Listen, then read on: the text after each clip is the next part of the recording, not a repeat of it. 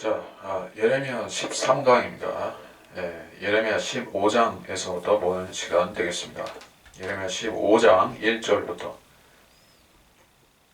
그러자 주께서 내게 말씀하시니라. 모세와 사무엘이 내 앞에 서 있다 할지라도 내 마음이 이 백성에게 향할 수 없나니 그들을 내 목전에서 쫓아내어 그들로 가게 하라.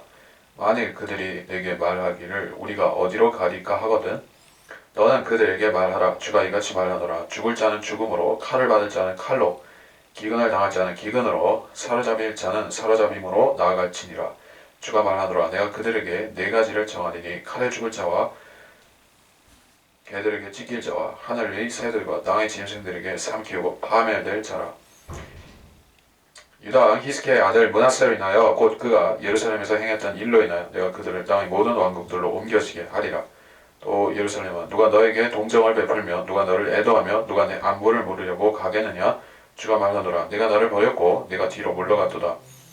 그러므로 내가 너를 대적하여 내 손을 펴서 너를 멸하리라. 내가 돌이키기에 지쳤도다. 내가 그 땅의 성문들에서 키로 그들을 까부를 것이며 내가 그들에게서 자녀의 목숨을 빼앗을 것이며 내 백성을 멸하리니 이는 그들이 길에서 돌아서지 아니함이라.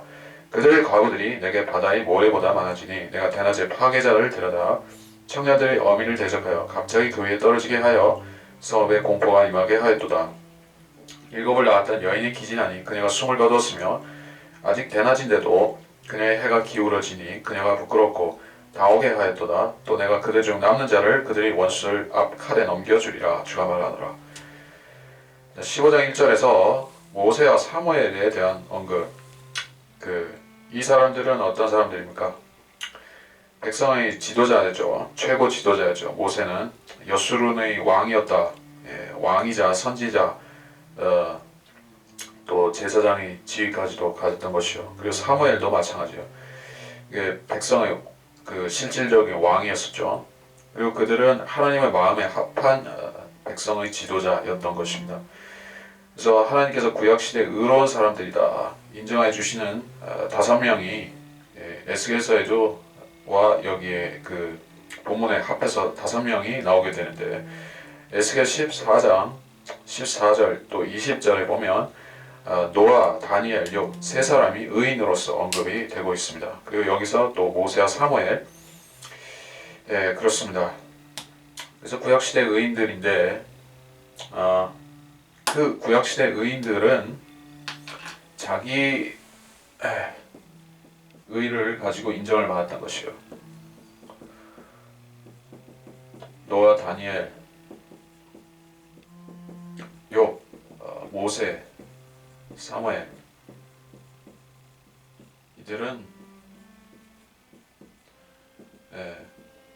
자기 자신의 행위로 말미암아서 의인이 된 것이요. 인정받았다는 것입니다. 그래서 그 사람들의 의는 그 사람들을 의롭게 하는 것이요. 다른 사람들을 널리 의롭게 할 수는 없는 것입니다. 즉 다시 말해서 노아의 의는 자신을 의롭게 할 수 있는 성질이지 가족들이나 세상 사람들을 의롭게 할 수 있는 성질은 아니라는 것입니다.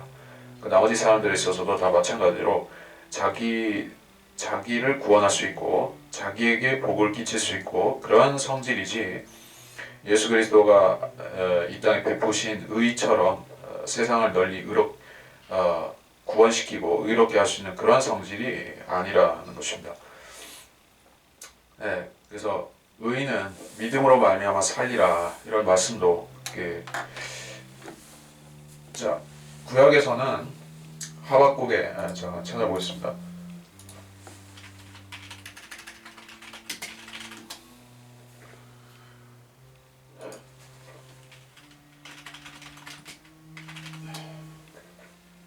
하박국 2장 4절 보라 마음이 교만한 사람은 그 안에 정직함이 없느니라. 그러나 의인은 자기 믿음으로 말미암아 살리라.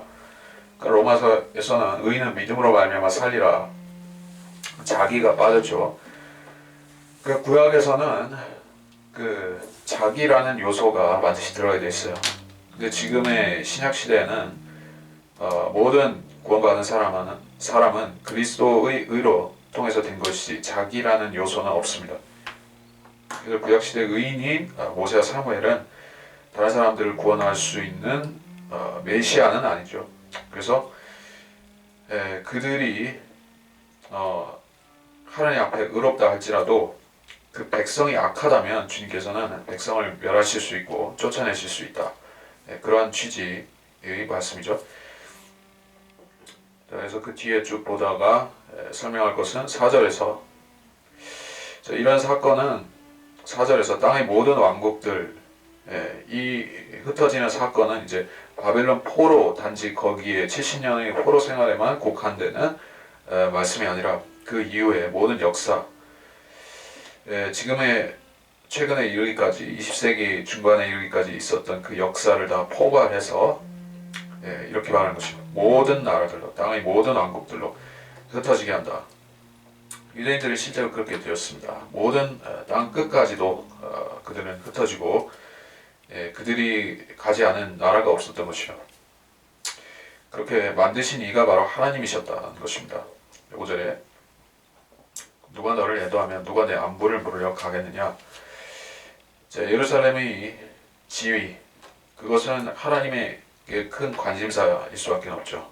왜냐하면 이곳이 바로 주님이 통치하실 시온이 되는 그 도성이죠. 그래서 이곳에 대한 하나님의 관심이 매우 큰 것입니다. 근데 지금은 시온이 어떻게 된 것입니까? 거기에 유대인들이 살육당하고 또 앞으로 성전이 지어질 텐데 성전에서 또 가증한 우상숭배가 행해지고 이렇게 된 예루살렘을 대해서 주님께서는 애도하시지만은 사람들은 불쌍히 여기지 않죠. 그 대환란 때이기 때문에 6절에 내가 나를 버렸고 내가 뒤로 물러갔도다. 뒤로 물러간다. 성경에는 그 실족이라는 말, 또 백슬라이딩이라는 말, 뒤로 물러간다는 말, 결국에는 이게 같은 배교라는 뜻입니다. 자, 믿음으로부터 떠난다 하는 것이 그의 배교예요. 하나님을 버리는 것이죠. 자, 인간은 하나님을 버릴 수 있는가? 버릴 수 있습니다. 하나님은 인간을 버릴 수 있는가? 버릴 수 있습니다. 근데 인간은 하나님을 버렸다가 다시 찾을 수도 있지만 찾을 수도 있고 또 하나님께서는 버렸다가 찾으실 수도 있지만은 자, 문제는 여기서는 민족적으로 그런 사건이 버리시는 사건이 일어났다는 것이에요. 여러분이 지금 신약 시대에 살고 있고 어떤 그 유대인이라는 주이시라는 민족 속에 속해서 여러분이 구원을 받고 사는 것은 아닙니다. 그래서 다시 말해서 여러분이 어떤 그 잘못된 교회에 소속돼 있다. 또 심지어는 이단적인 곳에 속해 있다. 근데 여러분이 구원을 받은 사람이다라고 할 때 여러분이 이단 교회나 잘못된 은사주의 교회에 속해 있다고 해서 지옥에 가는 것은 아니겠죠. 그러니까 구약 시대에는 실제로 그런 비슷한 일이 벌어졌던 것이요. 그래서 물론 의인은 자기 믿음으로 말미암아서 살 수는 있습니다. 하지만 지금과 같이 그룹과 어떤 전체와 개인이 엄격하게 분리되어서 말씀하는 것이 아니라 그 잘못된 집단에 속해 있으면은 개인도 손실을 입는 것이요. 물론 지금도 그런 원칙은 마찬가지죠. 내 손을 펴서 너를 멸하리라. 내가 돌이키기에 지쳤도다. 자, 하나님께서는 회개하면 용서해 주시고 잘못을 빌러 나오면 어떤 민족이든 개인이든 일단은 용서해 주시는 것이요. 근데 용서를 해 주시는데 그런 과정이 자꾸 반복된다고 하면 7번씩 70번씩 7번 아니 7번씩 70번인가 490번을 주님께서 말씀하셨죠. 누가 용서를 구하거든 그렇게 용서하라고 하셨습니다. 물론 그거는 예언적인 의미가 있는 말씀이긴 하지만은 하나님은 그 용서에 대해서는 인색하지 않으신 분인 것이요. 악인이 10번 잘못하고 10번 용서를 빈다고 해도 용서를 해주십니다. 근데 그것이 반복이 되면 주님께서 그 반대 극부를 요구하시게 된다는 것이요. 그러니까 하나님도 사람의 마음을 시험해 보시고 의심해 보시고 한다는 것입니다. 그래서 그것이 진심인가, 진정으로 하는 것인가 주님께서는 알아보고자 하시는 것이요. 근데 유대인들은 이제 진정으로 회개하는 것이 아니라 일시적으로 그 재앙을 면하기 위해서 그 회개를 하는 척 그러한 그 페이크를 모션을 취했기 때문에 주님께서 이제 용서하지 않으시겠다는 겁니다. 8절 9절에서 이건 따로 설명할 것은 없을 것 같습니다. 그래서 이제 여기서 그 9절에서 그녀의 해가 기울어지니 그 사람의 생명이 끊어져 간다는 뜻이죠. 그래서 이런 사건 9절과 8절과 9절 같은 사건은 저 안티오코스 에피파네스 시리아 왕이 왔을 때도 있었죠. 그때 성전을 더럽히고 물론 비록 그것이 외경 마카비서 같은 그런 잘못된 그 외경에 나오는 기사들이긴 하지만은 그때 유대인들이 받은 박해는 실로 가혹했던 것입니다. 그래서 그 혈육의 정도 그런 그 무자비한 박해자들 앞에서는 부정되었던 것이요. 10절부터 내게 화로다 나의 어머니여 당신은 나를 이 온 세상에 싸우는 사람과 다투는 사람으로 낳으셨나이다. 나는 고리를 받으려 꼬아주지도 않았으며 사람들이 고리를 받으려고 내게 꼬아주지 않았음에도 그들 모두가 나를 저주하는도다. 주께서 말씀하시니라 진실로 너희 남은 자들은 복을 받으리니 진실로 내가 재앙의 때와 고난의 때 원수가 내게 간청하게 하리라. 철이 북방의 철과 강철을 꺾으리요 너희 모든 죄들로 인하여 내 모든 경계 안에 있는 내 재산과 내 보물들을 내가 값없이 탈취물로 주리라. 또 내가 네 원수들과 더불어 네가 알지 못하는 땅을 너로 지나게 하리니 이는 내 분노 안에서 한 불이부터 그것이 내 위에서 탈 것임이라. 10절은 예레미야 자신이 하는 말이죠. 온 세상과 싸우는 사람이라. 선지자의 위치는 이런 사람입니다. 선지자는 그냥 오늘날로 말하자면 단순한 목사가 아닌 것이요. 선지자는 거의 사도들에 준하는 사람들이었었죠. 사도들이고 선지자들이기도 했었고 그들은 박해가 필수였던 것이고 순교도 거의 필수라고 할 수 있는 것이에요. 목사라고 해서 항상 박해받는 것은 아닙니다. 또 목사라고 해서 더더군다나 목사라고 해서 순교하는 것은 아닙니다. 오늘날은 그렇다는 것입니다. 지금은 참 그 기독교인들에게 있어서는 특별히 그 모슬렘이나 어떤 미신 국가나 이런 데 살지 않는다고 하면 또는 공산 국가에 살지 않는다고 하면 지금 20세기, 21세기 같은 세상은 참 좋은 세상이 되었습니다. 그래서 특별히 목숨을 걸고 복음 전해야 되는 일은 한국 같은 나라에서는 없죠. 근데 선지자들은 그렇게 호의적인 상황에서 그 앞뒤 상황 재가면서 할 수 있는 복음도 전하고 예언도 할 수 있는 사람들이 아니었다는 것이죠. 그들은 백성 전체가 그들을 대적하는 상황에서 예언해야만 했었던 것입니다. 자, 하나님이 맡겨주신 사명이 사람들의 요구와 사람들의 희망과 그들의 요구사항과 배치된다고 하면 결국에는 선택이 그 사람에게 그 선지자에게는 선택이 주어지죠. 사람들의 뜻에 맞춰서 하나님 말씀을 굽힐 것인가, 하나님 말씀을 고수하고 사람들로부터 돌팔매를 당할 것인가. 그러니까 어떤 그 일부 사람들로부터 배척을 받는다면, 일부 사람들은 여전히 자기를 지지한다면, 그렇다면 선택은 비교적 쉬울 것이에요. 근데 여러분이 생각해 보시면 마틴 루터 같은 사람도 그랬었죠.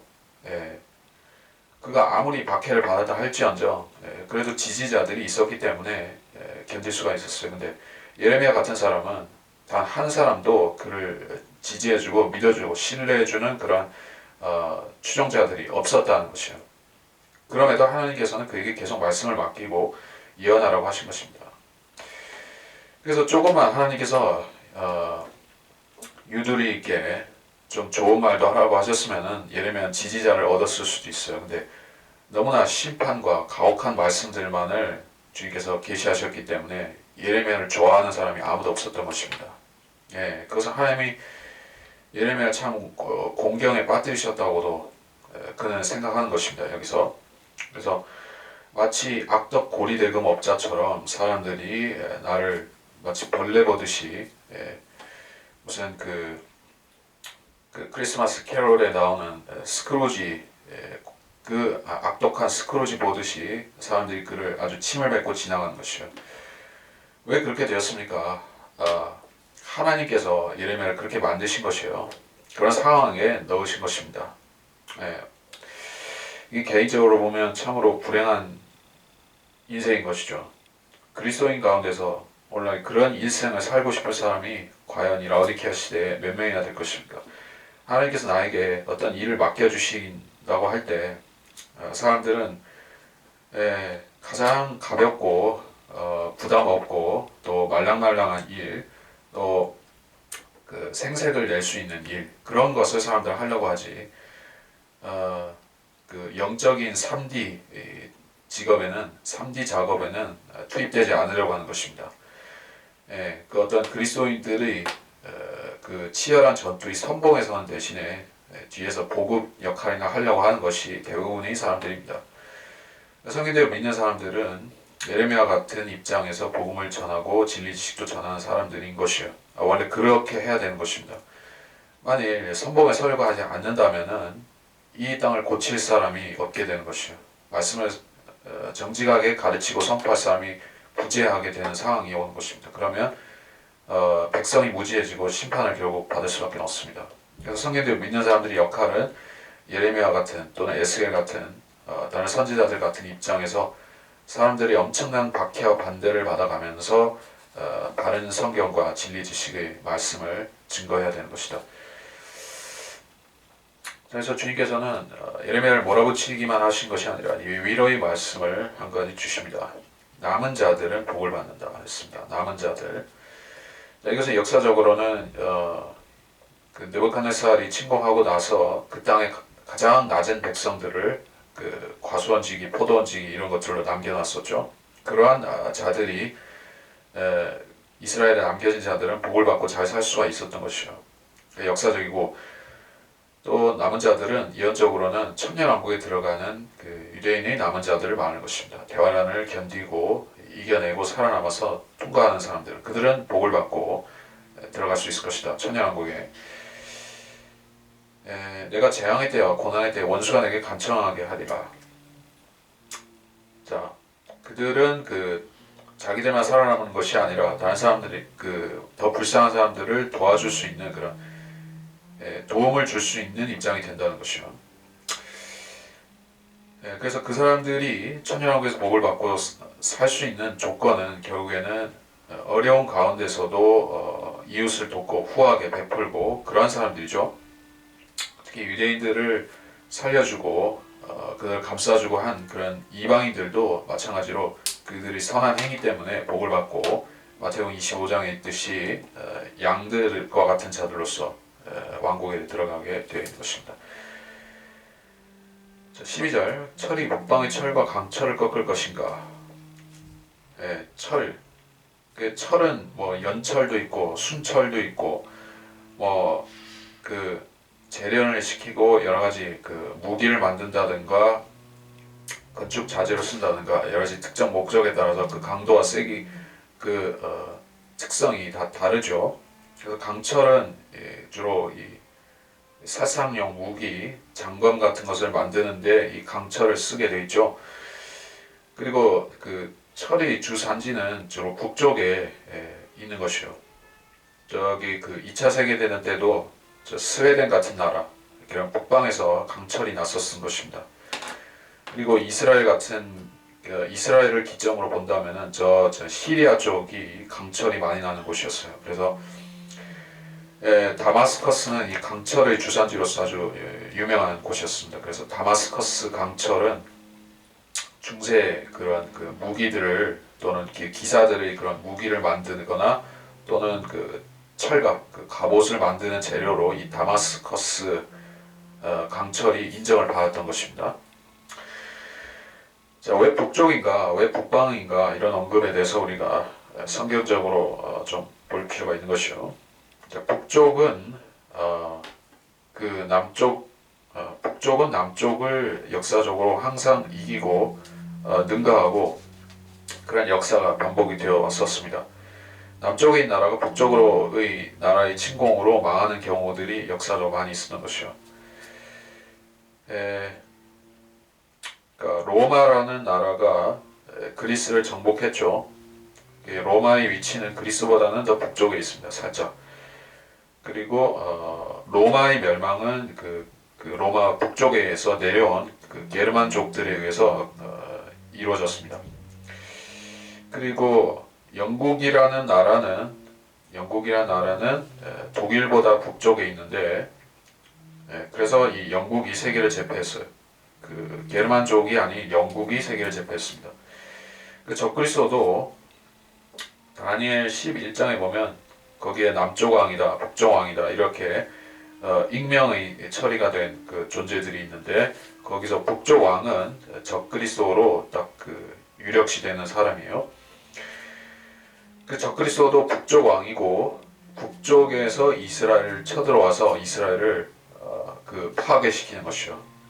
그리고 적그리스도가 최종적으로 끌고 오는 그 2억의 군대도 유프라테스, 즉 이스라엘보다 더 북쪽에 있죠. 유프라테스 상류를 건너서 시리아를 거쳐서 이스라엘 북쪽에서부터 침공해서 내려오는 것이요. 북쪽에서 남쪽으로. 그리고 주님께서도 셋째 하늘은 우주적으로 그 깊은 북쪽에 있죠. 그래서 북쪽에서 내려오시고, 또 이 지상에 내려오셨을 때도 북쪽에서 다시 오시는 것이요. 이 북쪽은 시온산도 그 하나님 계신 방향도 북쪽인 것이요.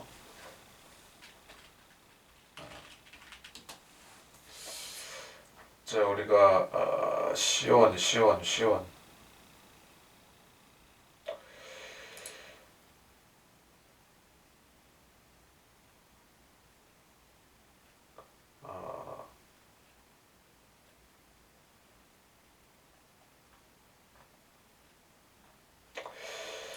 시온으로 찾으면은 말이 나오지가 않는데, 시편 48편 2절.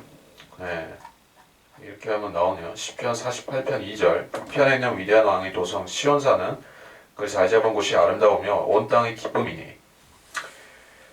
그래서 북편이라고 할 때는 우리가 생각하는 그 북쪽은 지구상의 그 자기 북극, 그 노스폴을 우리가 북쪽이라고 하죠. 북쪽이라고 할 때는 북쪽 극단을 말하는 것이죠. 이 우주적으로 북쪽 극단은 저기 하늘나라 셋째 하늘 낙원이죠. 그렇기 때문에 시온은 북쪽에 있다. 그 시온은 저기 노스폴의 북극에 있는 지방이 아니죠. 근데 여기서는 시온이 북쪽에 있다고 했습니다.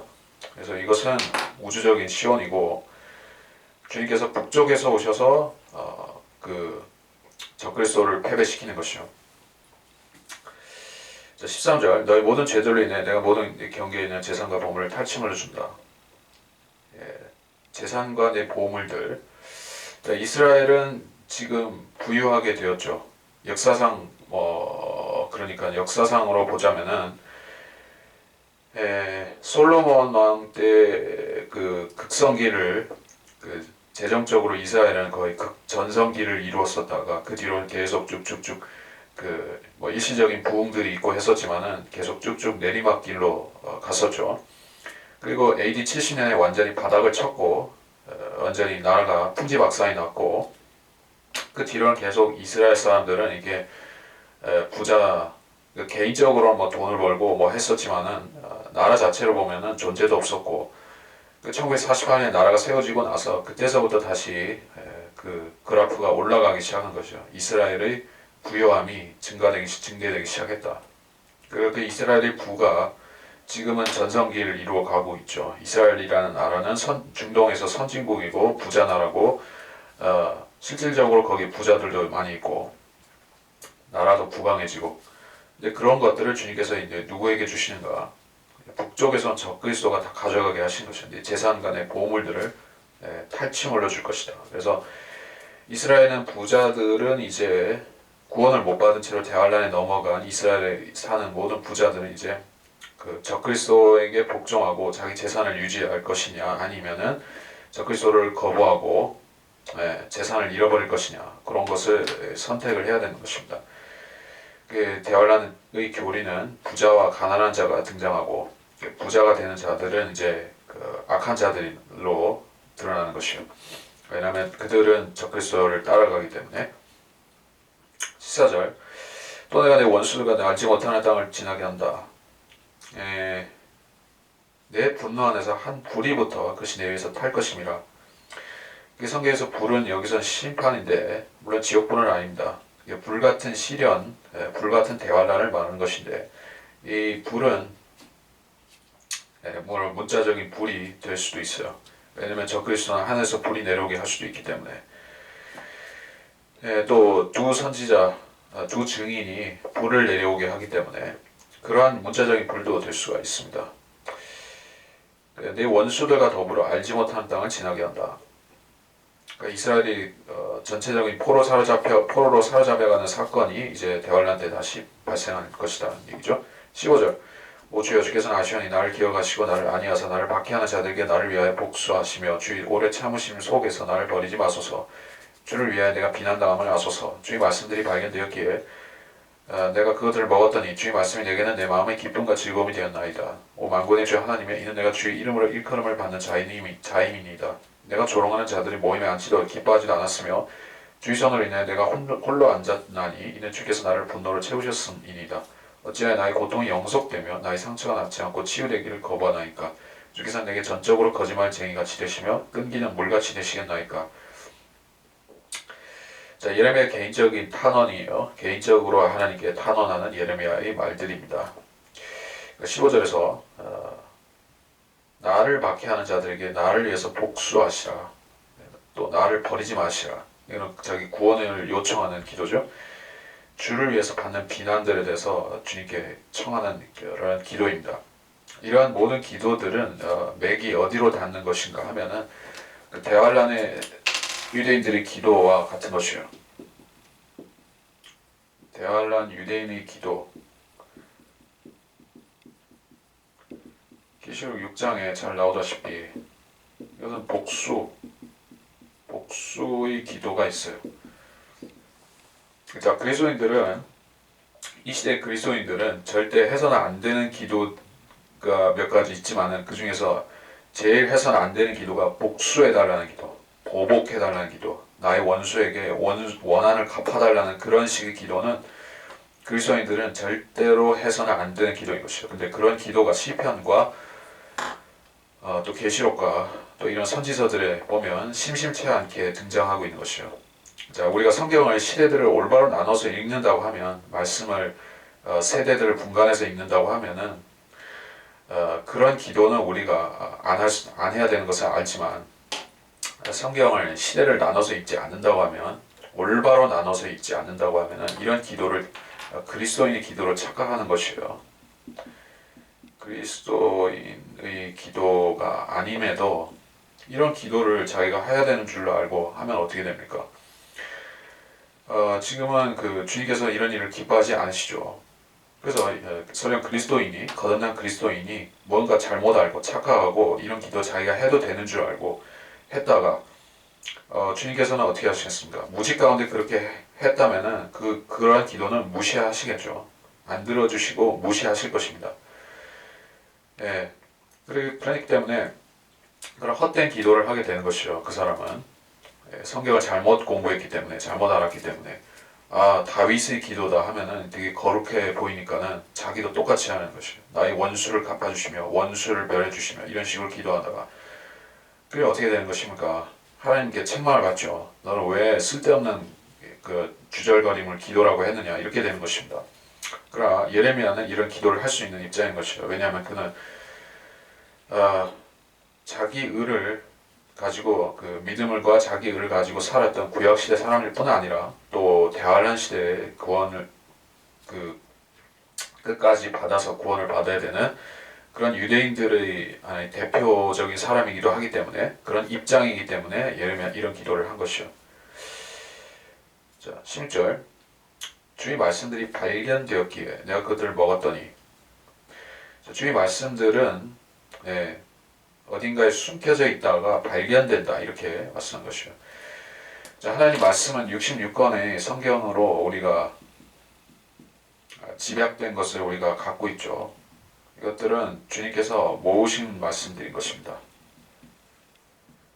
이 온 세상 자체가 하나님의 여러 가지 말씀들로 충만해져 있습니다. 성령께서 이 온 세상을 채우고 계시죠. 하나님께서 이 성경에 기록되지 않았지만 얼마나 많은 말씀들을 이 인생들에게 역사적으로 모든 인생들에게 얼마나 많이 말씀들을 하셨을 것입니까? 근데 성경에 그 모든 것들이 다 기록되어 있지는 않은 것이요. 하나님께서는 특별히 어떤 말씀들을 선별해서 기록해 하시고 또 그것을 성경에 집어넣으신 것이요. 또 어떤 것들은 성경에 집어넣지 않으신 것입니다. 자, 하나님께서 그렇게 선별하고 모아들이신 말씀들이 우리가 갖고 있는 바로 하나님이 보존된 66권의 성경 말씀들인 것이요. 이 말씀들은 하나님의 기록되지 않은 말씀들보다도 더 특별한 하나님이 부여하신 권위가 있는 것이요. 구전으로 전승되거나 아니면은 성경에 기록되지 않은 많은 말씀들과 또 틀린 것이요. 그래서 우리가 요한복음 21장 25절 마지막 절에서 이런 말씀하시죠. 예수께서 행하신 다른 많은 일도 있으니 만일 일일이 기록된다면 세상 그 자체라도 기록된 책들을 둘 수 없으리라고 나는 생각하노라. 아멘. 그 성경에는 많은 책들이 언급이 되었지만 그 책들 자체가 나오지 않는 게 있어요. 이스라엘의 뭐 왕들의 역대서라든지 뭐 기록들이라든지 뭐 혹은 여러 가지 책들이 언급되는데 그런 책들이 실제로 성경에 나오지는 않아요. 만약 필요하다면 하나님께서 그 책들의 내용도 주셨겠죠. 근데 그것들은 성경에 안 넣으신 것입니다. 그래서 예레미야는 주의 말씀들을 발견했습니다.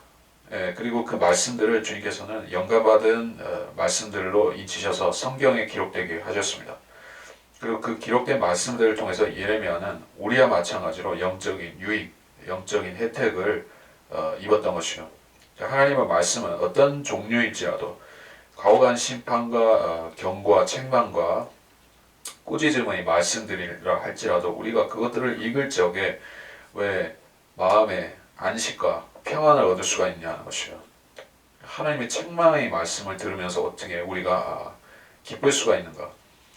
그 책망은 단순히 우리를 그 책망하고 지옥에 보내는 그러한 저주가 아니라 우리의 회개를 촉구하는 말씀들이기 때문에 결국에 우리가 그 교훈을 받아들일 적에 하나님 말씀의 책망에서 교훈을 받을 적에 우리가 그게 우리에게 기쁨이 될 수밖에 없죠. 또 즐거움이 되는 것입니다. 만군의 주 하나님이여 이는 내가 주의 이름으로 일컬음을 받는 자임이니이다. 주의 이름으로 일컬음을 받는 자는 누구입니까? 유대인들이죠. 또 그리스도인들이죠. 또 선지자들이죠. 주의 이름으로 일컬음을 받는 자는 또 한란 성도들이죠. 17절 내가 조롱하는 자들이 모임에 앉히도 기뻐하지 않았다.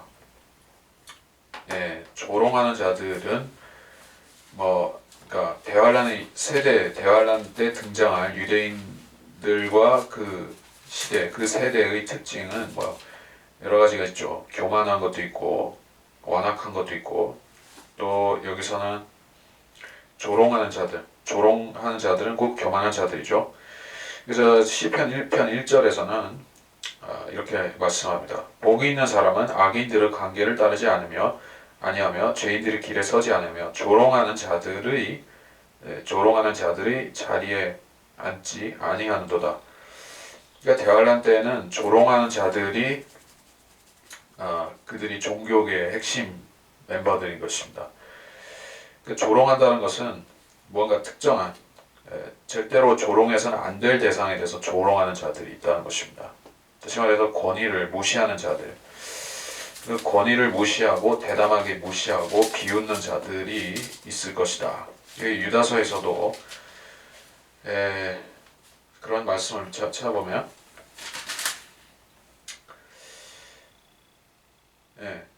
유다서 10절에서 그러나 그들은 자기들이 알지 못하는 것들을 비방하고 또 사나운 짐승들처럼 본능적으로 아는 것들로 자신들을 부패시키느니라. 이런 자들이 그리고 18절에 유다서 18절에서는 그들이 너에게 말하기를 마지막 때에 자신들이 경건치 못한 정욕을 따라 행하는 조롱하는 자들이 있으리라고 하였느니라. 사도들이 그렇게 얘기를 했다는 것입니다. 항상 보면은 구약에도 그렇고 신약에도 그렇고 이 마지막 세대에 악한 자들이 등장하는데 그 악한 자들은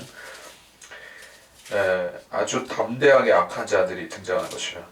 성경을 그래도 조금 가책을 느끼는 성경 말씀에 좀 가책을 느낀다든가 그런 것이 없어요. 아예 조롱하는 것입니다. 예. 그리고 베드로후서 3장 3절에서도 말씀하죠. 먼저 알 것은 이것이니 마지막 날들에 조롱하는 자들이 와서 그들이 정욕대로 말하며. 자, 조롱하는 자들은 아무튼 이 마지막 때에 등장합니다. 물론 그러한 자들이 지금 이 교회 시대에도 있습니다. 조롱하는 자들은 주로 어디에 있는가? 진화론 자들이죠. 또 그리고 인본주의자들이죠. 공산주의, 사회주의자들이죠. 그런 자들은 조롱하는 자들입니다. 또 종교인들 가운데서도 특별히 진리를 무시하고 조롱하는 자들이 있지요. 뭐 이단 종파들 뿐만이 아니라 무천년주의자들이 하나님의 예언과 하나님의 계획을 조롱하죠. 후천년주의자들이 성경을 비웃죠. 휴거는 없다 하고 말하는 사람들이 성경을 무시하고 비웃고 있죠. 많은 사람들이 성경을 무시합니다. 또 심지어는 하나님의 은혜의 복음을 싸구려 복음이다. 싸구려라고 얘기하면서 침튀기며 조롱하는 자들도 있어요. 저 회복교회 김가은 전도사처럼 복음과 은혜에 대해서 조롱하는 자들이 또 등장했습니다. 우리가 조롱하는 자들 자리에 참여하게 되면 어떻게 되는가? 지금 이 시대에는 영적으로 마귀에게 넘어가서 마귀 죽은 노릇을 하면서 살다가 비참하게 이 생을 살게 되고 대화를 할 때는 곧바로 지옥으로 떨어지는 것입니다. 주의 손으로 인해 내가 홀로 앉았나니 나를 분노로 채우셨음이니이다. 자, 주님께서 주시는 거룩한 분노. 하나님은 지정의가 있으시다. 하나님은 마음이 있으시죠. 그래서 지정의가 있으신데 여기서는 분노를 얘기합니다. 하나님의 분노가 예레미야 안으로 들어온 것이요. 이제 예레미야도 같이 분노하게 된 것입니다. 그러니까 하나님의 분노는 대체 어떤 것일까? 사람들은 미루어 추론은 하지만 하나님의 분노가 어느 정도인지에 대해서 그 끝까지 알아보려고 하지는 않습니다. 자, 하나님의 분노는 그것이 불타게 되면은 가혹한 것이요. 노아의 홍수 때 주님께서는 수백억의 사람들, 아마도 수백억의 사람들을 물속에서 무자비하게 숨을 끊으신 것이요. 아기들도 있었고, 선악을 모르는 아기들도 있었고, 노인들도 있었을 것이요. 여자들도 있었을 것입니다. 어린 여자들, 늙은 여자들도 있었을 것이요. 근데 하나님이 왜 그들을 다 죽이신 것이요. 사람들이 볼 때는 하나님의 분노라고 할 때는 사람들은 예수 믿지 않고 또 악하게 살면 분노하신다 정도로 생각하지 이 세상 자체가 하나님이 분노하실 것들로 또 여러분 안에도 하나님이 분노하시는 것들로 꽉 차 있다는 사실은 일본 넘어가려고 하는 것입니다. 그 예수만 딱 믿으면 하나님의 분노가 다 풀어지고 하나님이 기뻐하시는 자가 되어서 이 세상이 하나님이 기뻐하시는 세상이 된다고 생각합니까? 그렇지가 않죠. 구원을 받는 것은 사람의 혼인 것이요. 여전히 그 사람의 육신조차도 하나님 앞에 불쾌하고 또 분을 일으키는 것들이 허다한 것입니다. 구원 받은 다음에 또 사람은 죄를 지을 수 있고 또 짓는 것입니다. 그래서 하나님께서는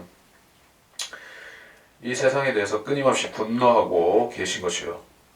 아들을 믿는 사람은 구원을 시키지만은 또 세상을 이처럼 사랑하셔서 독생자를 주셨지만 그 세상이 하나님 그 심판을 받아야 되는 하나님께서 사랑하셔서 구원하시고자 하는 이 인생들이 동시에 하나님의 분노와 심판의 대상이기도 하다는 것을 알아야 되는 것이요. 자, 18절 어찌해 나의 고통이 영속되며 상처가 낫지 않고 치유되지 않는다.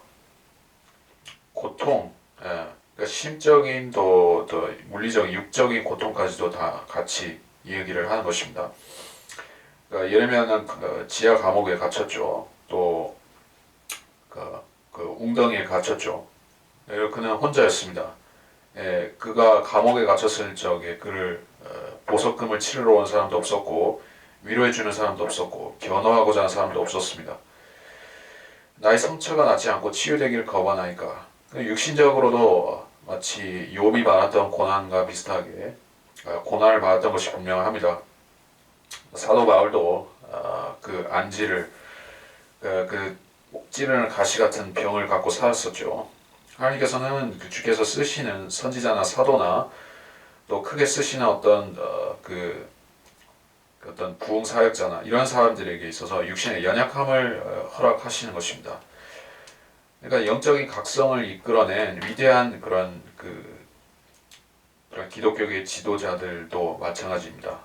그 육신이 연약하거나 혹은 육신이 괜찮다면은 그 아내가 찌르는 가시가 되거나 그런 식으로 하나님께서 박해를 주시는 것이요. 그래서 그것을 그 사람이 내가 하나님 위해서 열심히 살고자 하는데 또 주를 위해서 시간도 들이고 노력도 여러 가지 일을 하려고 하는데 왜 내가 복을 받기는커녕 이렇게 나를 공격하는 것들이 많은가 이렇게 의문을 품을 수가 있는 것인데 하나님께서는 예레미야의 기도를 통해서 우리에게 알려주신 것입니다.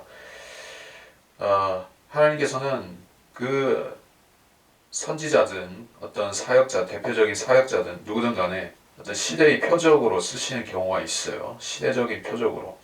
그 사람이 꼭 어떤 것을 잘못했기 때문에 책망하시고 채찍질하시는 그런 단순한 논리가 아니라 뭔가 다른 이유가 있기 때문에 그러신다는 얘기예요. 사도 바울도 그렇죠. 사도 바울이 특별히 무슨 죄를 지었기 때문에 그에게 병을 주신 것이 아니라 뭔가 어떤 표적을 그 사람이 표적이 되게 하기 위해서 그런 병을 주시기도 하는 것입니다. 그래서 거짓말쟁이 같이 되시고 끈기는 물같이 되시겠나이까. 실제적으로 하나님이 거짓말 하신 것도 아니고 끈기는 물이 되신 것도 아니지만 일시적으로 그렇게 보여진다는 것입니다. 일시적으로. 19절 그러므로 주가 이같이 말하노라. 만일 내가 돌아오면 내가 너를 다시 데려오리니 그러면 내가 내 앞에 서리라. 만일 내가 천한 것으로부터 귀한 것을 내면 너는 내 입같이 되리라. 그들로 내게 돌아오게 하고 너는 그들에게 돌아가지 말라. 내가 너로 이 백성에게 견고한 노성벽이 되게 하리라. 그들이 너를 대적하여 싸울 것이나 그들은 너를 이기지 못하리니 내가 너와 함께해서 너를 구원하고 너를 구해낼 것임이라. 주가 말하노라. 또 주가 내가 너를 악인의 손에서 구해내고 무서운 자의 손에서 너를 구속하리라. 여기 특별히 설명할 것은 없습니다. 내가 돌아오면 내가 너를 다시 데려온다. 내가 천한 것부터 귀한 것을 내면 넌 내 입같이 되리라. 만일이라는 조건이 붙은 것을 볼 때 이거는 단순히 예레미야 혼자에게 하는 말이 아닌 것입니다. 예레미야는 백성을 대표하는 사람으로서 주님께 대표자로서 지금 책망을 받고 있다는 것이요. 예레미야가 잘못한 것이 아니라 예레미야가 백성의 대표자의 입장으로 이런 말을 듣고 있다는 것이요. 그래서 내가 돌아오면 하는 건 유대인들을 말하는 것입니다. 유대인들이 회개하면 주님께서 유대인들을 다시 회복시키실 것이다. 다시 그들이 주 앞에 즉 그 본토에 서게 될 것이다 하는 얘기예요. 천한 것으로부터 귀한 것을 내면 이라고 했어요. 그러니까 성별을 하는 것이요. 천한 것은 세상 사람들 또는 세상 자체이고 귀한 것은 주님께서 숨겨진 보화와 같이 여기시는 그 이스라엘의 영적인 부분을 말하는 것이요. 너는 내 입같이 되리라. 성별을 하면 하나님께서 그 어떤 사람을 주님의 입으로 쓰실 것이다 얘기요. 그래서 그 교부들 가운데서 그런 사람이 있었죠. 황금의 입이라는 별명을 얻었던 그 크리소스톰이라는 그 히랍의 크리소스톰이라는 그 교부가 있었습니다. 그 설교가 어찌나 탁월하고 사람들에게 영향을 끼치고 감명을 주고 했던지 그 황금의 입이라고까지 불렸던 것이요. 입만 열면 입에서 그 저주가 쏟아져 나온 사람도 있고 술주정이 쏟아져 나온 사람도 있고 실없는 헛소리나 욕설이나 원망이 쏟아져 나온 사람도 있는가 하면 또 하나님께서 쓰시는 하나님 말씀이 쏟아져 나오는 금 같은 것이 쏟아져 나오는 입도 있는 것이요. 그런 입이 바로 사역자들에게 필요한 입이죠. 사역자들은 펜으로도 주님의 뜻을 나타내고 사역할 수 있고 그림으로도 할 수 있고 피터 라크만 목사님처럼 그림으로도 할 수 있고 또 아니면은 그냥 단순히 기도로서 할 수도 있는 것이죠. 근데 궁극적으로는 하나님께서는 입과 입술을 쓰신다는 거죠. 그러니까 사람에게 있어서는 가장 결정적으로 사람이 영향을 받는 것은 귀라는 것이에요. 영적으로 직결되어 있는 부분이 귀라는 것입니다. 복음을 듣는 것이 복음을 보는 것보다는 더 강력하고 들었을 때 그 말씀이 폐부를 찌르는 게 되는 것이다. 그래서 요새는 이게 기독교 그 TV들도 케이블 방송들도 나오고 또 이렇게 유튜브에서도 많은 것들이 나오고 있습니다. 그런 시대가 되었어요. 근데 지금과 같은 시대가 되기 전에 이런 TV가 확산되고 보급되고 또 인터넷이 이렇게 되기 전에는 시대는 어떻게 되었었습니까? 그때는 라디오가 주를 이뤘었죠. 세상 사람들도 라디오를 TV보다 많이 즐겨 듣고 또 기독교 라디오들에서 많은 복음이 전파되는 시절이 있었던 것이요. 그래서 사람들은 그런 시대에는 그 외모를 중시하지 않고 메시지가 더 중요했던 것이요. 근데 지금의 기독교 방송들은 어떤 모습이 되었습니까? 미국은 말할 것도 없고 한국은 더더욱이 이렇게 많은 은사주의, 소위 그 순복음 계통의 TV, 그런 기독교 TV들에서는 무엇을 보여주고 있습니까? 복음이 아니라 그들의 거대한 교회, 그 웅장한 그러한 그 예배당, 또 화려한 또 그 화려하고 엄숙해 보이는 성가대, 뭐 이런 거대한 규모들을 보여주면서 사람들을 감성적으로 이끌고 오는 것이요. 그리고 어쨌든 사람의 외모를 중시하는 것은 하나님 보시기에 악한 것이죠. 복음은 가장 순수한 형태로 전달될 수 있는 것이 사실은 라디오 같은 형태나 아니면은 옛날 카세트 그 녹음기 시대에 했던 식으로 그렇게 전파되는 것이 참 순수했었죠. 하나님의 입처럼 되는 사람들은 지금 이 시대에도 사역하는 것이요. 하나님 말씀을 순수하게 전달하면 그것이 곧 하나님의 입처럼 말하는 것이요. 그리고 그들로 내게 돌아오게 하고 너는 그들에게 돌아가지 말라. 자, 회개라는 것은 쌍방향이 아니라 일방통행이다.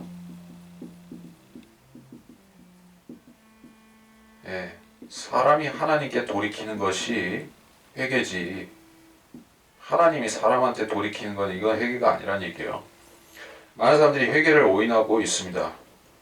자기 잘못을 시인하고 철저히 바로잡으려고 하는 것이 회개인데, 하나님 왜 나를 괴롭히십니까? 이렇게 얘기를 하고 원망을 하고 또 하나님께 좋게 보이기 위해서 여러 가지 종교적인 행위들을 가지고 하나님을 매수하려고 하고, 또 그런 것들이 이교도들과 캐토릭에서 많이 하듯이 뭐 죽은 자를 위한 미사를 바친다든지 뭐 약정 기도를 뭐 헌금이나 무슨 백일 기도니 뭐 이런 식으로 주님의 환심을 사려고 하는 그런 가짜 회개를 해서는 안 되는 것이다. 회개라는 것은 무조건 하고 내가 잘못한 것들을 다 털어놓고 하나님께서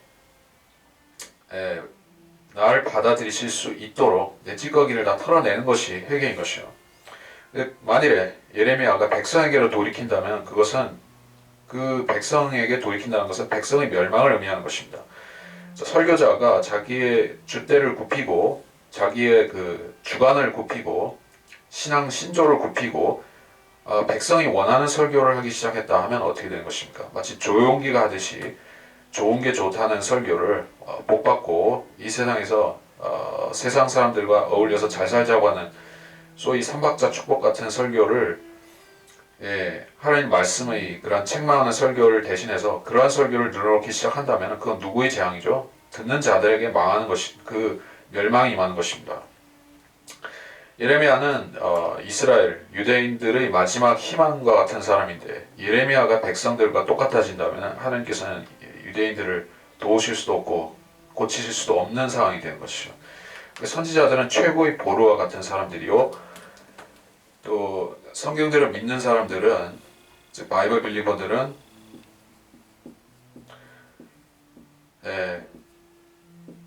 그 세상의 멸망을 지연시키는 사람들이죠. 세상의 멸망을 막는 최후의 보루와 같은 사람들이죠. 이것은 반드시 어떤 교회가 그런 역할을 한다는 것 정도가 아니라 거듭난 사람들 가운데서 주님께서는 성별되어 있는 사람을 찾으시고 성별돼 있는 사람들 가운데서 주를 위해서 헌신할 수 있는 사람들을 찾으시고 또 헌신하고자 하는 사람들 가운데서 하나님 말씀의 그 진수를 열망하고 또 하나님 바른 말씀을 통해서 자기를 정결케 하고 또 진리 지식으로 무장하고자 하는 그러한 그 열망 있는 사람들을 또 찾으시는 것이요. 또 열망 있는 사람들 가운데서 순수하게 어떤 이익이 아닌 하나님 말씀을 번성케 하기 위해서 그 목적으로 매진하는 사람들을 또 찾으시는 것이요. 자기를 이롭게 하는 사람들은 결국에는 하나님께서 쓰시지 않는 것입니다. 자, 20절에 너로 이 백성에게 경고한 노성벽이 되게 한다. 여기서는 그 노시라는 것은 기본적으로 성경에서 심판이죠. 그래서 성막에서 노시 들어가는 부분은 다 심판을 의미합니다. 노성벽이라는 것은 이제 백성에게 있어서는 심판의 메시지를 전하는 사람이 된다는 것이요. 근데 오늘날의 거짓 선지자들은 노성벽이 아니라 그들은 이게 종이 성벽만도 못한 사람들이 있는 것이요. 사람들한테 회개의 메시지를 그냥 기계적으로 전파한다고 해서 사람들이 회개하는 것이 아닙니다. 사람들을 회개시키기 위해서는 그 촘촘하고 빠짐없고 철저하게 심판을 선고해야 되는 것이요. 대충 봐주는 식으로 하면 안 되는 것입니다. 철저하게 잘못을 책망해야 사람이 회개를 하고 또 잘못된 종교인이 자기 그런 종교심 대신에 진리를 택하는 것이요. 이게 좋은 것은 좋다는 식으로 얘기를 하게 되면은 그거는 회유하는 것은 될지언정 또는 세뇌시키는 또는 공산주의식으로 세뇌시키는 그런 것일지언정 또 예수의 같은 방식으로 타협하는 것일지언정 그거는 회개가 아닙니다. 근데 백성을 회유시키라고 주님은 말씀하신 적이 없어요. 세력을 모으기 위해서 백성의 호감을 사라 이렇게 한 적도 없어요. 백성 가운데서 너희 편을 만들어서 그들을 하나의 지렛대로 써라 이렇게 하지도 않았습니다. 협회를 조직하라 라든지 선교회를 만들어서 지지자들을 통해서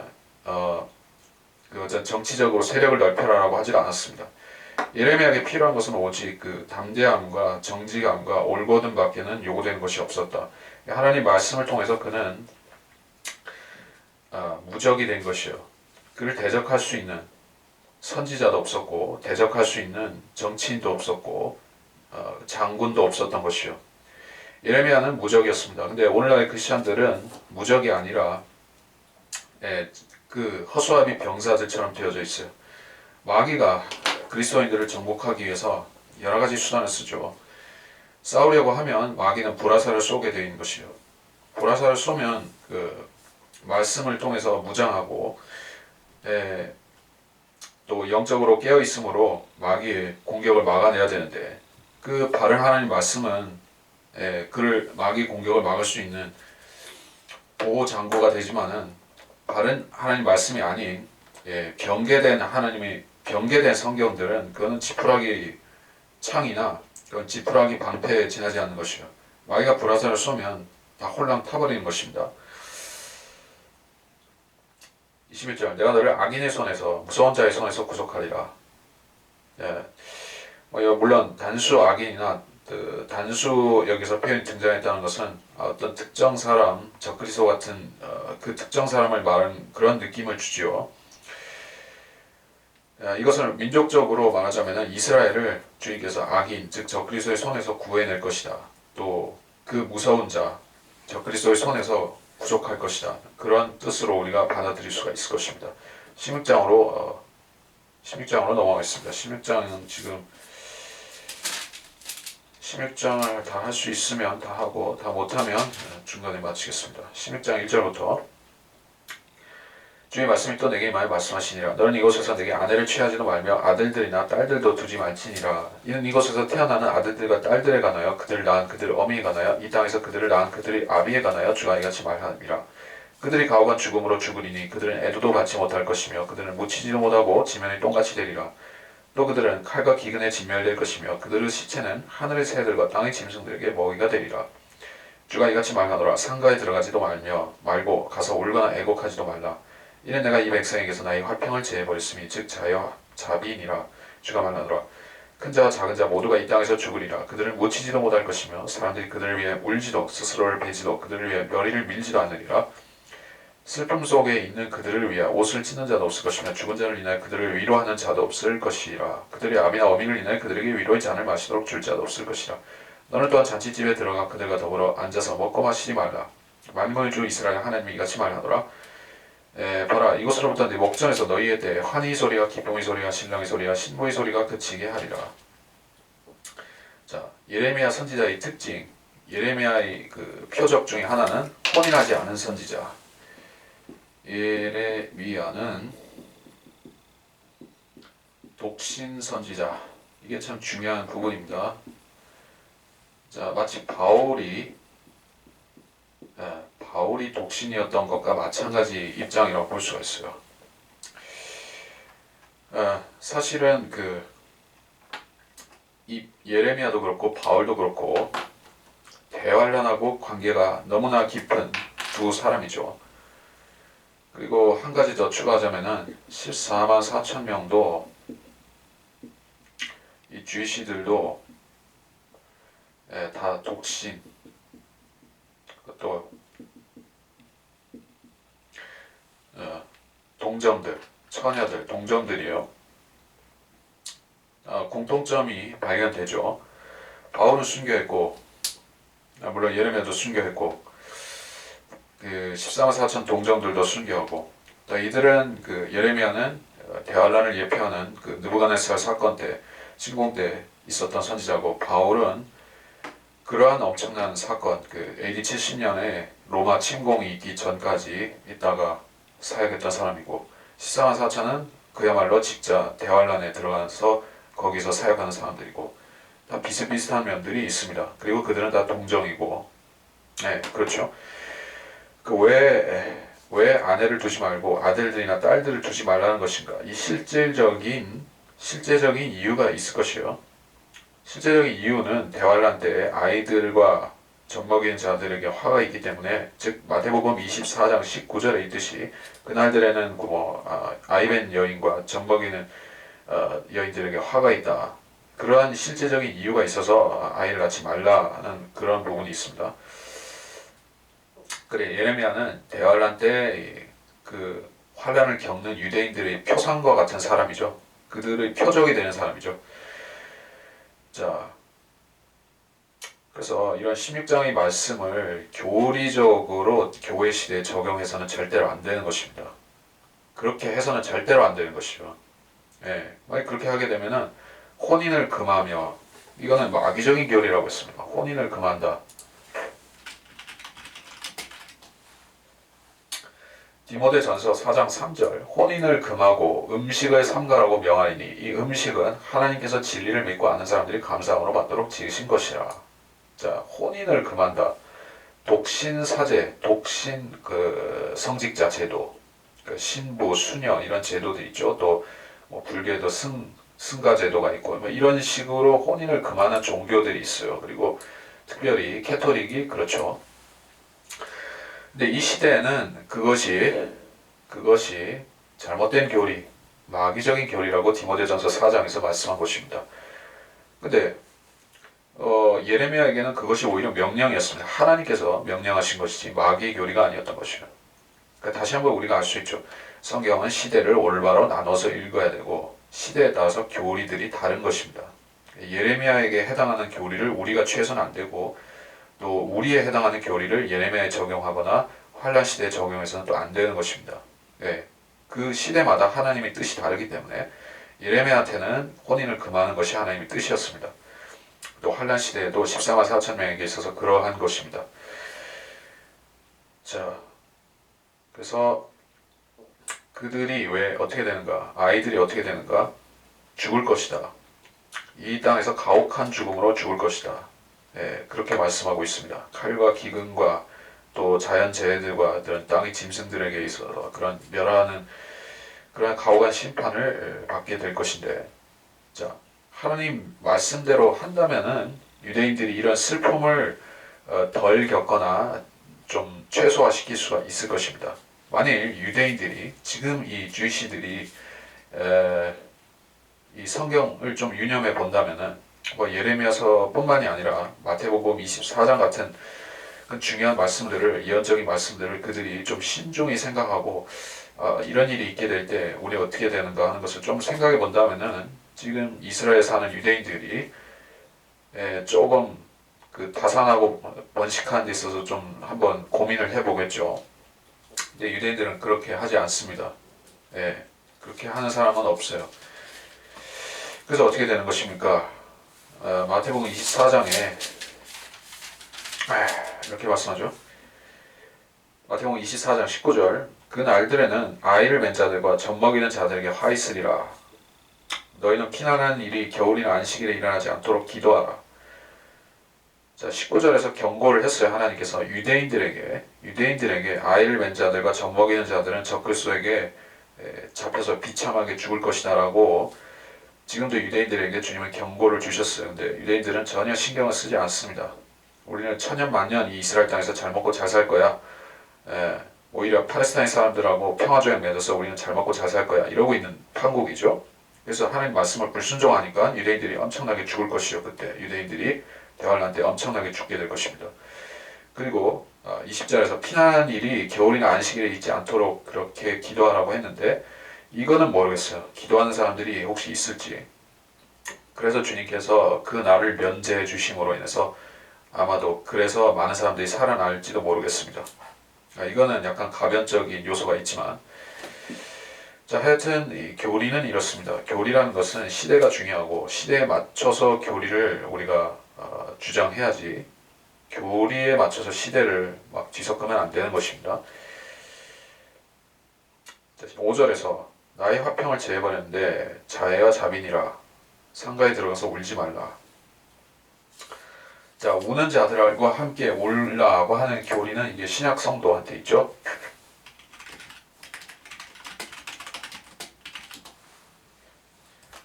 그것이 로마서 12장 15절 즐거워하는 자들과 함께 즐거워하고 우는 자들과 함께 울라.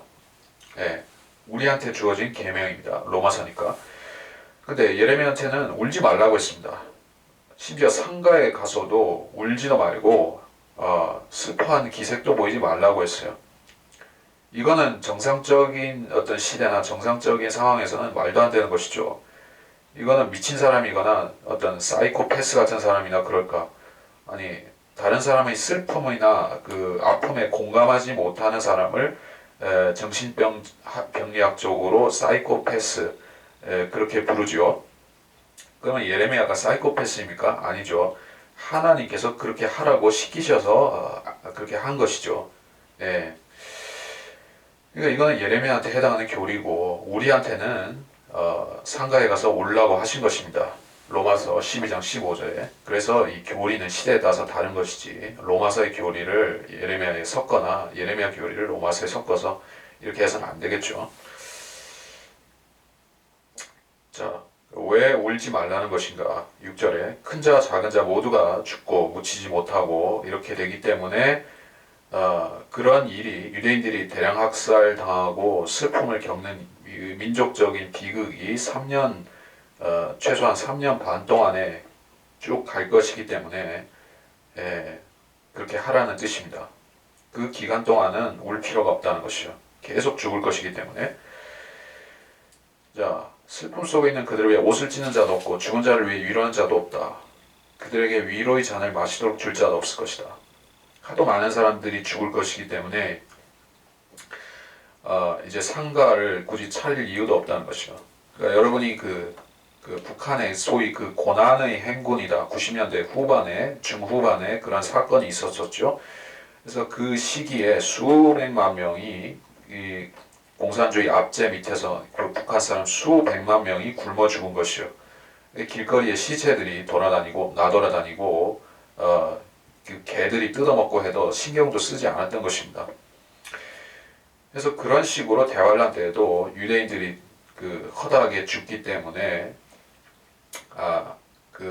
시체를 돌아보는 사람도 없게 된다는 것이죠. 자, 유대인들은 감성적으로 전통적으로 보면 한국 사람들하고 정서가 비슷한 면이 있습니다. 그래서 일륜지 대사에 대해서 그들은 굉장히 축하하는 것도 아주 그 정을 담아서 하고, 이게 어떤 슬픔을 위로하는 것도 한국 사람들이 그 상가에 가서 곡을 하듯이, 뭐 물론 지금은 곡하는 것은 좀 없지만은 간소화가 됐지만은 예전에는 그 곡하는 사람을 사서 하기도 했었죠. 그러니까 이렇게 그런 식으로 이게 곡하는 문화는 그 동양, 특히 뭐 중국이라든지 특히 한국 그리고 이스라엘이 그런 특별한 문화를 가지고 있는 것이요. 곡을 하는 문화가 있어요. 네, 그래서 이 죽은 자에 대해서도 굉장히 정중하게 깍듯이 예우를 갖춰서 하는 것이 한국의 문화입니다. 또 이스라엘의 문화입니다. 근데 그런 것을 전혀 못 챙길 정도가 되었다는 것은 아주 그 사회가 완전히 비참하게 되었다는 것이죠. 8절에 잔치집에 들어가 앉아서 먹고 마시지 말라. 자, 이 구절을 역시 똑 떼어서 신약 그리스도인들의 교리로 삼는다고 해보십시다. 그러면 어떻게 되죠? 그러면 그리스도인들은 파티장에 가면 안 된다. 이런 교리를 주장한다. 누군가가. 그리스도인들은 파티를 하면 안 된다. 그리스도인들은 생일 파티도 하면 안 된다. 이렇게 주장한다고 해봅시다. 그 사람은 이 예레미야 16장 8절을 기준으로 그걸 교리로 주장하겠죠. 그렇게 할 수가 있습니다. 근데 그게 완전히 그 헛스윙이라는 것은 우리가 성경을 비교해보면 금방 알 수가 있죠. 우리가 아까 전에도 몇 가지 찾았지만은 신약과 구약의 교리가 틀리고 선지서와 신약 서신서들의 교리가 틀리고 다 틀린 것들 투성이인 것이요. 항상 이런 것을 생각해야 됩니다. 9절 9절 신랑의 소리와 신부의 소리가 신랑의 소리와 신부의 소리가 그치는 때는 이제 환난 끝이 왔다는 그 시그널인 것이죠. 환난 끝이 되면 이제 진짜로 없습니다. 그래서 우리가 계시록에서 같은 대목을 찾아보면 계시록 18장 23절에 있죠. 또한 촛불의 빛도 더 이상 내 안에서 비치지 아니할 것이며 신랑과 신부의 음성도 더 이상 내 안에서 들리지 아니할 것이니라. 신랑과 신부의 음성이 안 들린다. 다시 말해서 이 사회가 완전히 그 활동을 멈췄다는 뜻이죠. 자, 그 1차 세계대전, 2차 세계대전 이러한 엄청난 세계적인 전쟁 가운데 있어서도 인류는 증식을 멈추지 않았었죠. 자, 2차 세계대전, 뭐 태평양 전쟁 이런 전쟁 중이라고 해서 사람들이 결혼 안 하고 자식도 안 낳고 그렇게 고독하게 삽니까? 그렇지 않죠. 사람들이 전쟁터에서 수십만, 수백만이 죽어 나가 자빠져도 시체들이 쌓여도 사람들은 그 와중에서도 결혼하고 자식 낳고 살고 있는 것이요. 그게 이 인생이고 이 돌아가는 세상 사회 시스템이라는 것이요. 근데 완전히 그쳐버린다는 것은 이제 끝이 왔구나, 진짜 끝이구나 그런 뜻이에요. 그러니까 주님이 지상 재림 때는 그런 상황이 잠시 오는 것이요. 잠시 오는 것입니다. 잠시. 10절 내가 이 백성에게 이 모든 말들을 보여주면 그들이 내게 말하기를 어찌하여 주께서 이 모든 큰 재앙을 우리에게 선언하셨뇨 또는 혹은 우리의 죄악이 무엇이뇨 혹은 우리가 주 우리 하나님을 거역하여 지은 우리의 죄가 무엇이뇨 하리라. 그때 너는 그들에게 말할지니라. 주가 말하노라. 이는 너희 조상들이 나를 버리고 다른 신들을 쫓아 행하였으며 그것들을 섬기고 그것들을 경배하였으며 나를 버리고 나의 법을 지키지 아니하였으며 너희는 너희 조상들보다 더 악하게 행하였음이니 보라 이는 너희가 각기 자기 마음의 악한 상상을 따라 행하여 나에게 경청하지 아니하였음이니라. 그러므로 내가 너희를 이 땅에서 너희가 알지 못하고 너희와 너희 조상들도 알지 못하던 땅으로 쫓아낼 것이며 너희가 거기서 밤낮으로 다른 신들을 섬기리니 거기서 내가 너희에게 은총을 베풀지 아니하리라. 유대인들을 다시 흩어버리시겠다 하는 그 예언적인 말씀입니다. 이 모든 큰 재앙을 우리에게 왜 선언하셨는가? 우리 죄가 무엇인가? 자, 유대인들은 그렇습니다. 선지자들이 그들에게 죄를 책망하고 알려주면 그때서야 회개해야 되는구나 하고 알 수 있는 백성인 것이요. 그들은 각 개인이 성령을 받아서 마치 모세나 다른 선지자들처럼 성령을 받아서 사는 사람들이 아니었기 때문에 오늘날의 그리스도인들의 기준으로서 보자면은 구약시대 평범한 유대인 백성들은 참으로 육신적인 사람들이었을 것입니다. 그들이 율법을 지키고 살았을지언정 육신적인 사람들이기에 그들이 잘못을 일깨워주기 위해서는 반드시 주님께서 선지자들을 통해서 말씀하셔야 했던 것이죠. 그래서 선지자들이 그러한 목소리를 통해서 죄를 깨달았으면 이제 주님께서 회개를 촉구하시는 것입니다. 그래서 유대인들은 흩어질 것인데 어디까지 흩어질 것인가? 온 세상으로 다시 흩어질 것입니다. 14절부터 주가 말하노라 그러므로 보라 그 날들이 오나니 이스라엘 자손을 이집트 땅에서 인도한 주께서 살아계시거니와 라고 더 이상 말하지 않고 그 대신 북쪽 땅과 그들을 쫓아내었던 모든 땅으로부터 이스라엘 자손을 인도한 주께서 살아계시거니와 라고 말할 것이라. 내가 그들을 조상들에게 주었던 그들의 땅으로 그들을 다시 데려오리라. 그 날들, 이거는 천년왕국 때를 말하는 것입니다. 그 날들, 이스라엘 자손을 이제 이집트 땅에서 인도하신 주. 그것은 이스라엘이 민족적으로 회복되는 사건이 그때는 회복이 아니라 그 민족적으로 탄생하는 사건이 이집트에서 출애굽하는 사건이 바로 그 사건이었었죠.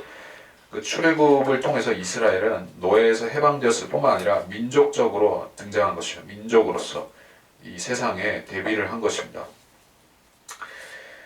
그래서 그 사건은 이스라엘의 역사에 있어서 거대한 랜드마크 같은 사건이죠.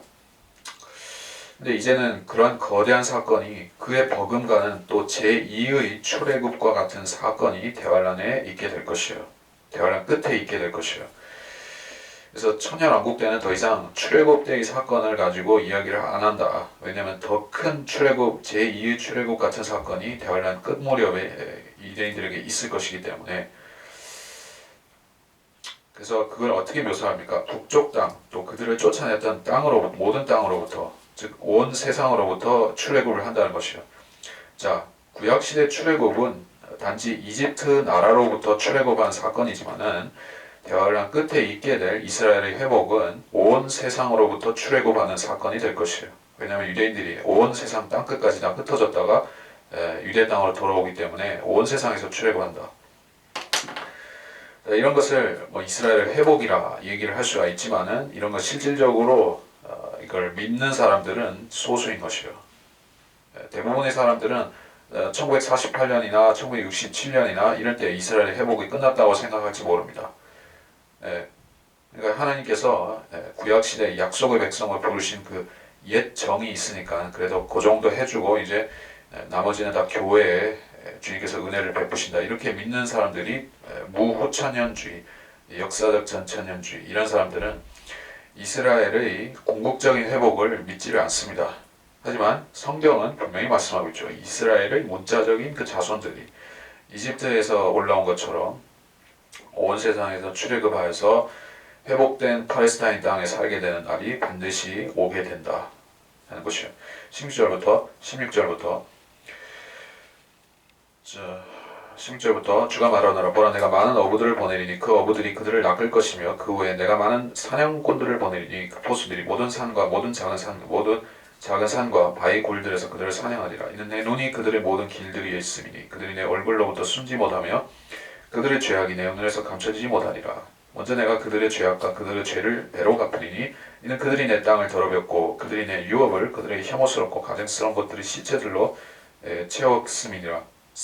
나의 힘이시며 나의 요새시며 고난의 날에 나의 피난처이신 오 주여 이방인들이 땅끝에서부터 주께 와서 말하기를 우리 조상들은 참으로 거짓말들과 허망함과 무익한 것들을 상속받았나이다. 사람이 신이 아닌 것들을 자신에게 신으로 삼겠나이까 하리이다. 그러므로 보라 내가 이번에 그들을 알게 하리니 내가 그들로 내 성과 내 능력을 알게 하리라. 그러면 그들이 내 이름이 주인 줄 알리라. 16절에서 중요한 어부와 또 사냥꾼 이라는 이미지가 등장했습니다. 근데 어부들은 어떤 그 지도자 어부를 따르는 자가 있을 것이고 사냥꾼들은 지도자급 사냥꾼을 따르는 그 부하 사냥꾼들일 것이죠. 근데 그 지도자급 어부가 누구죠?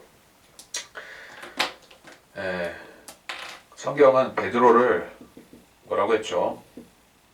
사람을 낚는 어부다. 어부가 되게 한다 말씀하셨고 주님께서 실제로 그렇게 글을 쓰셨습니다. 베드로는 사람을 낚아서 자기 종으로 만드는 어부가 아니었죠. 사람을 낚아서 주님께 바치는 거룩한 산 제물 바치는 제사장으로 부르심 받은 것이죠. 사람을 낚아가지고 자기 부하 삼는 그 어부가 아닙니다. 근데 자기가 베드로의 후계자라고 주장하면서 사람을 낚아서 자기 종교 단체에 집어넣는 그런 어부가 있습니다. 바로 이 교황인 것이요.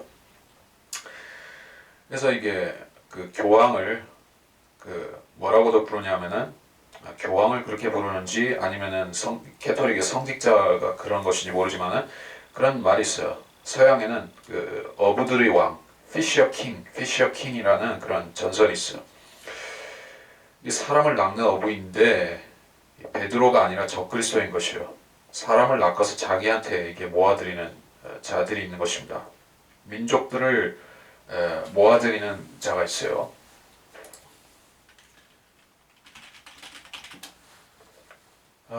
그 말씀이 맞아요. 하박국 2장 5절이죠. 하박국 2장 5절.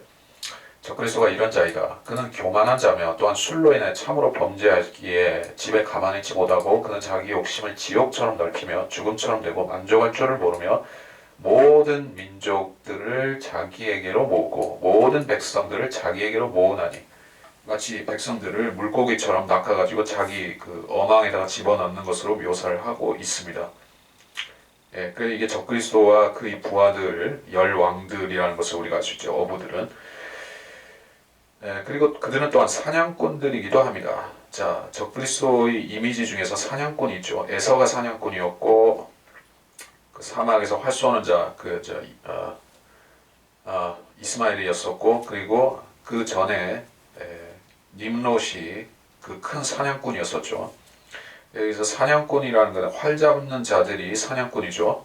적그리스도가 나중에 처음에 그가 인류 앞에 어떻게 등장할 것인가? 사냥꾼의 이미지로서 나타날 것이요. 자, 계시록 6장 2절에 보면 내가 보니 보라 흰 말 한 마리가 있는데 그 위에 탄 자가 활을 가졌더라. 그 나머지 읽지 않습니다. 활을 가졌다. 활은 님롯의 표시이고 전차 부대의 표시라고도 하고 나치스에도 비슷한 게 있다는 얘기예요. 그리고 이게 적그리스도의 시그널입니다. 사냥꾼들이요. 그리고 그는 실질적으로 이게 호랑이나 토끼나 여우나 이런 거 잡는 사냥꾼이 아니라 사람들을 잡는 인간 사냥꾼들인 것이 인간 사냥꾼들, 추노꾼들 그런 인간 사냥꾼들인 것이요. 그래서 이 사냥꾼들과 이 어부들은 들짐승이나 물고기를 낚거나 잡는 것이 아니라 사람을 잡는 인간 어부들이고 인간 사냥꾼들인 것이요. 그 인간들은 바로 불쌍한 유대인들이죠. 그래서 모든 작은 산과 작은 산, 바위 굴들에서 사냥할 것이다. 이스라엘의 산들과 작은 산들에서 인간 사냥을 벌일 것이다. 이게 누가 적그리스도와 그 부하들이 할 것이라는 얘기요. 자, 그래서 이 인간 사냥을 당할 때 유대인들은 도망을 쳐야 되죠. 어디로 가야 되는가? 페트라로 가야 됩니다. 페트라로 가지 않으면 그들은 산에 숨어도 잡히고 광야에 숨어도 잡히고 결국에는 쫓겨다니다 잡히게 돼 있어요.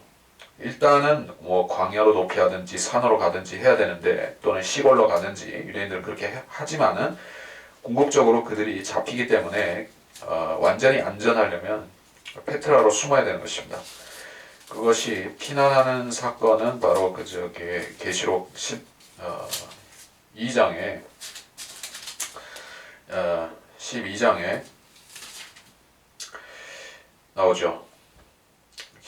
계시록 12장 6절. 그 여인은 광야로 도망하는데 그곳에 그들이 그녀를 1260일 동안 부양하도록 하나님께서 그녀에게 마련해 놓으신 곳이 있더라. 또 14절에서도 그때 그 여인이 큰 독수리 2날개를 받았는데 이는 그녀가 광야에 있는 자기 처소로 날아가서 그곳에서 그 뱀의 낯을 피하여 한때와 두때와 반때를 부양받으려 함이더라. 피난하는 것, 그러면 거기서 그들은 살 수가 있다. 그렇지 않으면은 이 적그리스도가 보낸 사냥꾼들한테 잡히고 어부들한테 잡히는 것이요. 바닷속 물속에 숨어도 잡히고 산에 숨어도 잡히고 그렇다니 계곡으로 가도 잡히고 골짜기 계곡으로 가도 잡히고 산꼭대기에 숨어도 잡힌다. 17절 내 눈이 그들의 모든 길들이에 있음이니 내 얼굴로부터 숨지 못한다.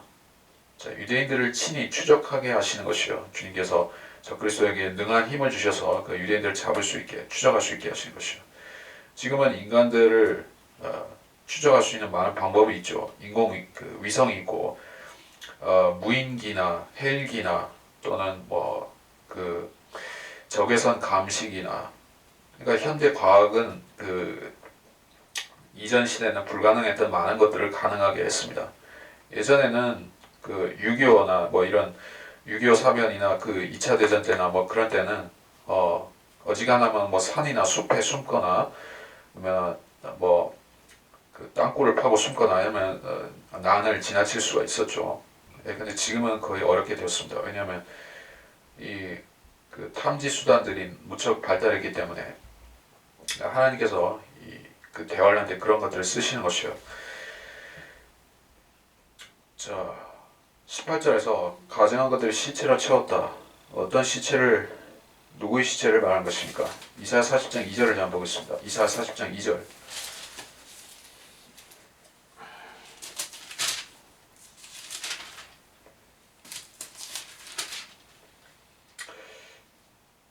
아니다. 이게 이사야 40장 2절하고 상관이 없는데 이게 왜 상관이 있지?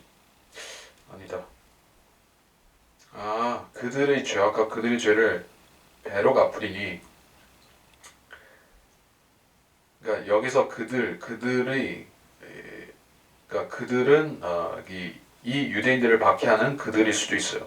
그래서 그들의 죄를 배로 갚는 것, 유대인을 죽인 자들의 죄를 배로 갚아서 또 유대인들을 죽이고 이 유대인들을 학살한 죄를 갚아주시겠다는 뜻도 될 수가 있을 것 같습니다. 네, 3인칭 그들로 되어 있기 때문에 우리가 17절과 연장선상에서 봐야 될 수도 있고 하여튼간에 해석은 그렇게 가능합니다. 19절 이방인들이 온다. 이방인들이 주를 찾아온다. 이거는 환란 끝에 있을 환란 끝이 아니라 천연왕국 시작할 때 있을 이방인들에 대한 주님의 부르심입니다. 이방인들을 부르시고 그들을 구원시키는 그러기 위해서는 그들을 민족들의 심판 자리로 일단 소집하셔야 되는 것이죠. 이사야 11장 10절 이사야 11장 10절 그날에 이색에서 한 뿌리가 있어 백성의 깃발로 서리니 이방인들이 그것을 찾을 것이며 그의 머무는 자리가 영화로우리라. 이방인들을 예루살렘 이스라엘로 불러 모으셔서 그들에게 치유도 주시고 심판할 자를 심판하시고 그러한 사건이 있을 것이요. 민족들의 심판이라고 우리가 신학적으로 부르는 부분입니다. 그래서 백성들이 온다. 이거 모든 민족들이 와서 우리가 이제까지 이게 하나님이 아닌 존재들 우상을 섬겼는데 부처를 믿었고 마호메트를 믿었고 여러 가지 다른 신들을 따랐었는데 이제는 회개하겠습니다 하고 민족들이 주님 앞에 즉 예루살렘에 내려오신 주님 앞에 민족들이 와서 회개하는 것이요. 우리 조상들, 백성들이 조상들, 셈과 함과 야펫 모든 족속들이 섬겼던 모든 잘못된 허망한 종교들 이제 버리고 참 하나님만 즉 주 예수 그리스도만 믿겠다 따르겠다 하고 다짐을 하는 것이요. 천년왕국 때 그렇게 되는 것입니다. 지금이 아니라 천년왕국 때 신이 아닌 것들을 신으로 삼겠나이까. 천년왕국 때는 이제 우상 숭배 대신에 참 하나님이 숭배의 대상이 되는 것이요. 모든 이방인들도 이제 하나님만 믿어야 되고 예수님만 따라야 되는 것이요. 그래서 21절에 내가 이번에 그들로 알게 하리니 그들로 내 손행과 내 능력을 알게 하리라. 내 이름이 주인 줄 알리라. 유대인들만 회개하는 것이 아니라 이방인들도 회개할 것이요. 이방인들도 하나님만 믿게 될 것입니다. 그래서 사람들이 지금 이방인들이 전체 이방 세계 복음이 전해지면은 이제 왕국이 올 것이다 이렇게 생각하는 것은 틀렸다는 얘기죠. 지금은 복음 전파 시대입니다. 은혜의 복음이 전파되는 시대예요. 지금 이 시대에는 복음이 땅끝까지 실질적으로 전해졌지만 그렇다고 해서 지금 종말이 온 것은 아닙니다. 재림이 아직 오진 않았습니다. 근데 재림은 언제 오는가? 유대인들이 회개해야 되고 또 이방인들이 회개해야지 그때 진짜 재림이 오는 것이요. 그래서 로마서 11장 25절에 25절과 26절에 이런 말씀이 있죠. 형제들아 스스로 지혜 있는 채 하지 않기 위해 이 신비를 너희가 모르기를 내가 원치 않으니 이는 이방인들의 충만함이 차기까지는 이스라엘의 일부가 완고하게 된 것이라. 그리하여 온 이스라엘이 구원을 받으리라. 기록된 바 구원자가 시온에서 와서 야곱에서 경건치 아니한 것을 제거하리라. 이방인들의 충만함이 찬다는 것은 이제 그 백성의 사악함, 죄악, 가증함이 꽉 차는 것을 말하는 것이요. 그게 이방인들이 충만함은 환란 때까지 쭉 올라갈 것입니다. 그리고 그때 이스라엘은 일부가 완고해질 것이요. 네, 그러다가 온 이스라엘이 구원을 받는다. 즉 재림과 아울러서 유대인들은 민족적 구원을 받고 이방인들도